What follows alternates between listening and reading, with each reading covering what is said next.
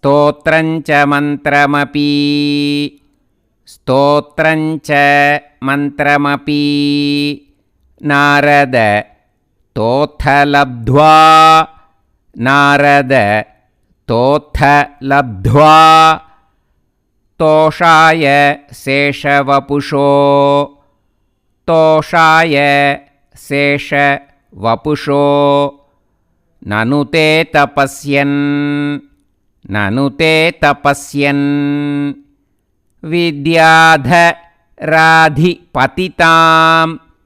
विद्याधराधिपतितां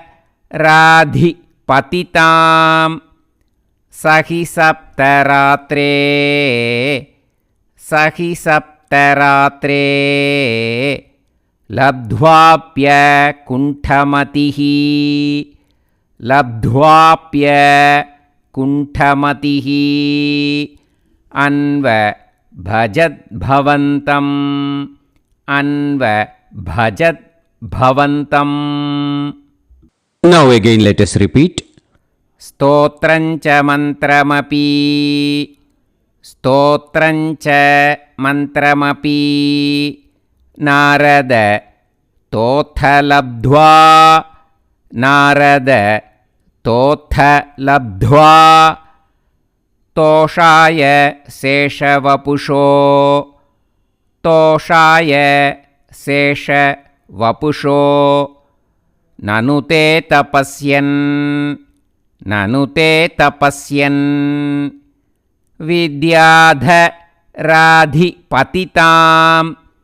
विद्याधराधिपतितां सहि सप्तरात्रे सहि सप्तरात्रे लब्ध्वाप्यकुण्ठमतिः लब्ध्वाप्यकुण्ठमतिः अन्व भजद्भवन्तम् अन्व भजद्भवन्तम्. Now let us sing line by line slowly.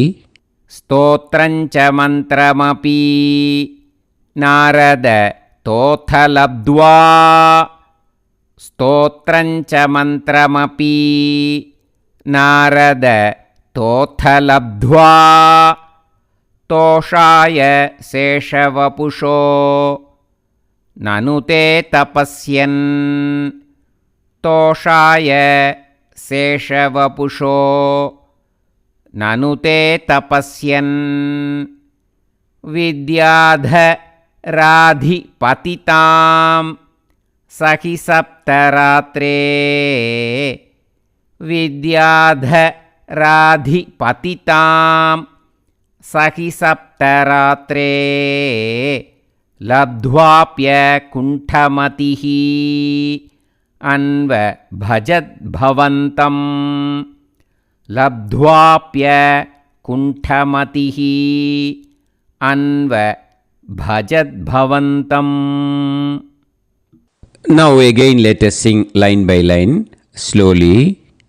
स्तोत्रञ्च मन्त्रमपि Narada तोथ लब्ध्वा स्तोत्रञ्च मन्त्रमपि नारद तोथ लब्ध्वा तोषाय शेषवपुषो ननु ते तपस्यन् तोषाय शेषवपुषो ननु ते तपस्यन् विद्याधराधिपतितां सहि सप्तरात्रे विद्याधराधिपतितां सहि सप्तरात्रे लब्ध्वाप्यकुण्ठमतिः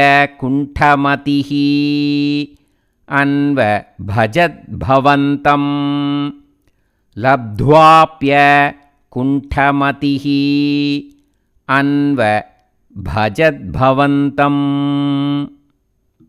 Now let us sing the full sloka slowly. स्तोत्रञ्च मन्त्रमपि Narada तोथ लब्ध्वा तोषाय शेषवपुषो ननु ते तपस्यन् विद्याधराधिपतितां स हि सप्तरात्रे लब्ध्वाप्यकुण्ठमतिः अन्वभजद्भवन्तम्. Now again let us repeat the full sloka. स्तोत्रञ्च मन्त्रमपि नारदतोऽथ लब्ध्वा तोषाय शेषवपुषो ननु ते तपस्यन् विद्याधराधिपतितां स हि सप्तरात्रे लब्ध्वाप्यकुण्ठमतिः अन्वभजद्भवन्तम्.